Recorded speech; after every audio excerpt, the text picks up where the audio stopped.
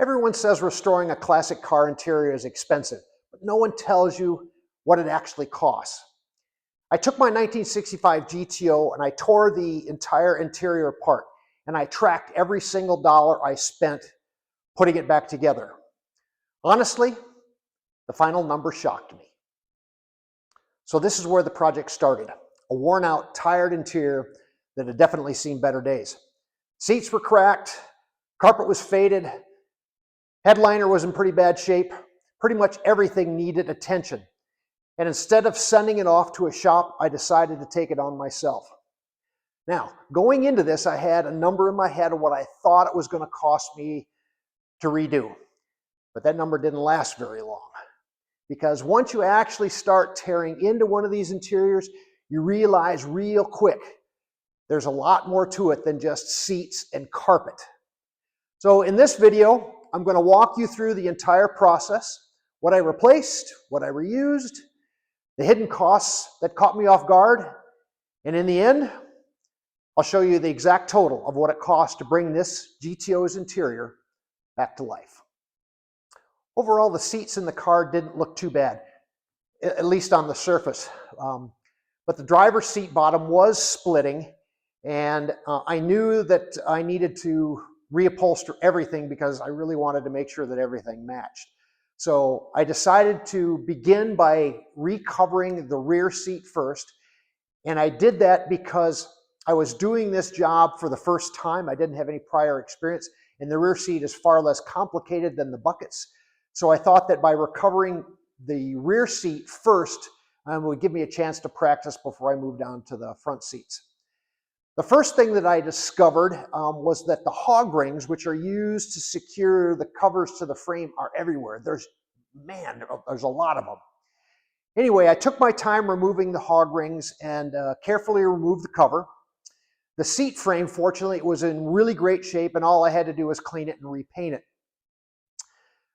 Covering the rear seat and the seat back was very straightforward, although the hog ring pliers that came with the seat installation kit that I purchased were really crap. They were small and they just tore into the palm of my hand, and they were terrible. So I ended up purchasing a professional set of hog ring pliers, and this is the pair that I bought right here.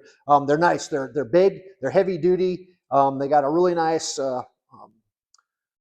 sure grip padded handle on them, so you can get a lot better grip. And so if you're planning to do any upholstery work in your car, I highly recommend the first thing you do is to get a decent set of hog ring pliers. The seat foam, fortunately, and the rear seat covers, they really went on without any problem at all. Like I said, it was really very straightforward. However, the covers I had stored here in my workshop, and it had been cold. We were just coming out of winter, and so everything was really cold, and they had been in storage for a couple of months, and it really took some time for me to get the wrinkles all smoothed out. But eventually, after they were stretched and everything in place, everything settled down and smoothed out. Before installing the door panels and the rear seat panels, I installed new vapor barrier material. These pieces were pre-cut, which made installation very simple. The door panels and the rear seat panels, I have to admit, were really very satisfying to install because they went on pretty quickly, and you could immediately see a dramatic result of having fresh interior pieces in the car. Although, if you look closely at this image of the driver's door panel, you'll notice that I managed to scratch the paint on the door windowsill in the process of putting the panel in. One hilarious thing that I discovered with the rear seat panels was that a previous owner had used an old sign made out of fiberboard to build up those rear seat panels. And as you can see on the back of these panels, the sign was for what appears to be a business called the Yellow Rose Clean and Shine. But the funniest part to me is that on this sign, if you look closely, the word washed is misspelled. I give credit to whoever did that, though, for reusing materials that they had on hand. The new side panels did require a bit of finish work with the upholstery, but with a little cement and a pneumatic staple gun, it was pretty easy work to get a really good look on the new side panels. I also purchased new armrests for the front and rear seats, but the ashtray for the rear seat was not included with the new rear seat armrest. This was not a problem, however, since the original ashtrays that I had for the car were in terrific shape. It's a small but important detail. It's hard. This is the ashtray for the passenger side rear seat. Hard to believe it, but this is the original part, 60 years old. There's a few scratches on the top that I couldn't quite polish out. I'm still working on it.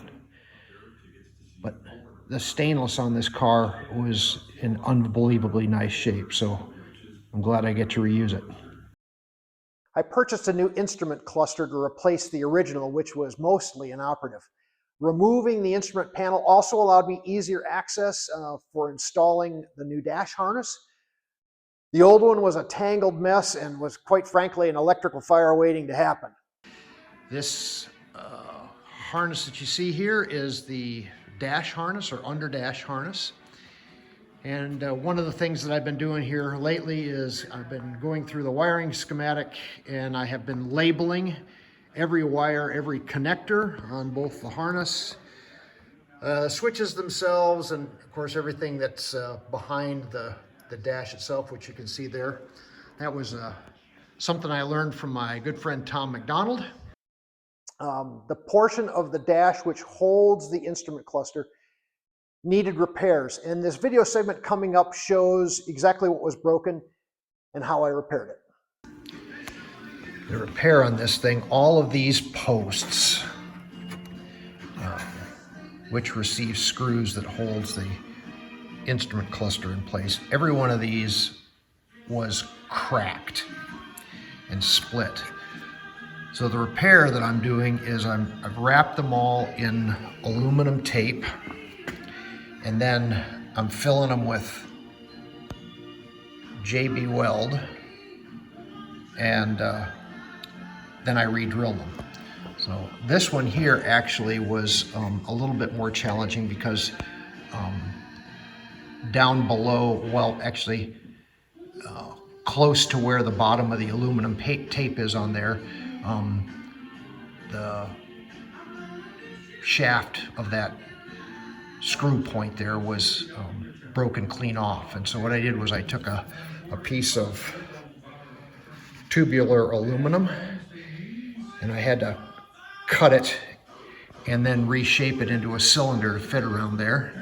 And then I filled it with JB Weld, and once it hardens, we'll drill it and tap it, and it should be able to receive the instrument cluster. This one here is going to be a little bit more challenging because it is sheared off right at the base. But again, we'll take and we'll do that repair similar to that one. Well, for those who may be interested in some of the behind the scenes stuff, we're working on the instrument panel today in the gauge package. So this is the original one. The speedometer went in the center there, and you can see fuel gauge and temperature and other things. This was in pretty darn rough shape, and not all of it was working. So this is the new one, the replacement one. You can see it's all nice and fresh. Now what I had to do was when you get these new ones, they don't give you the speedometer. And so I had to repurpose the speedometer out of the old one and put it into the new package. And one of the interesting things there, you can see the face of the tachometer and the face of the speedometer are different. The tachometer is black, and the speedometer is actually a blue face with cream letters, and that's the way they were originally. There's the battery and the oil pressure. And you can see the new stuff is black and white. And that's just, I think, a difference between what they were originally and then the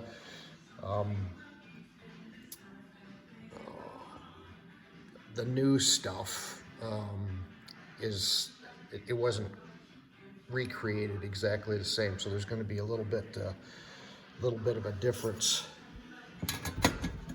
It'll kind of look like that when it's all together. Before installing the carpet, I installed sound deadening material throughout the cabin. Carpet installation was very straightforward, although locating and cutting the hole for the shifter was a bit challenging to get the placement right. I already had the shifter, the transmission of the shifter installed, so it made it a little bit more challenging to locate that hole correctly. Restoring the center console took me 3 or 4 attempts to get it right. There were a couple of structural repairs, first of all, on the underside of the console, which needed attention, but the biggest challenge was getting the black paint to stick to the metal. There was some substance on there. I don't know if it was wax or polish or, Armor All, I don't know what it was, but the paint just would not stick to it. To get the paint to stick, I had to completely strip off all of the painted areas, clean it really, really thoroughly. But to get the paint off was actually really tough, especially in between the chromed ribs that run down the center of the console. It took a couple of iterations of stripping and then repainting to get it right, but in the end it turned out great. Okay, so what did the interior end up costing me? Before I share the final number with you, here's a couple of the biggest cost drivers for the interior. The seats came to about $1,272. The door and side panels, $438. Carpet and insulation was $336, and the headliner was $290. I didn't initially plan for seat frame repair, but the bucket seat frames and their springs needed repairing. So instead of doing that myself, I took those to a professional restoration shop to be repaired and recovered. And that cost me about $450 in labor. I already had the covers and the foam pad for those. In the end, the whole project turned out really great, and I'm really, really very pleased with the result. All right, without any further waiting around, here's the moment of truth. To fully restore the interior on my 1965 GTO as a DIY job, the total came to $3,406.99. Honestly, I didn't expect that particular number, but looking at where I started with the car and where the car is now, I'd do it all over again. But I'm curious to know, what are your thoughts? Leave me a comment in the comment section. So that's what it really cost me to restore the interior on my 1965 GTO.